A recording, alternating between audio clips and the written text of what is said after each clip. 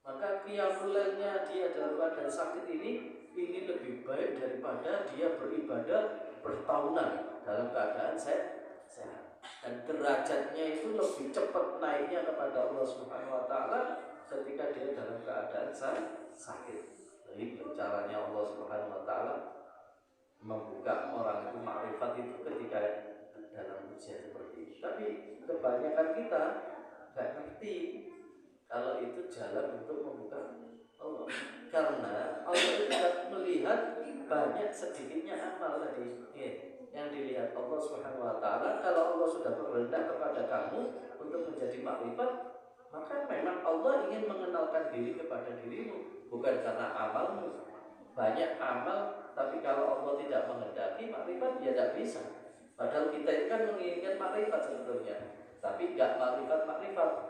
Nah, kenapa? Karena ketika diberi ujian sama Allah, tidak mengerti di balik ujian itu Allah yang ingin mengenalkan dirinya sendiri. Betul ya, Pak? Alhamdulillah.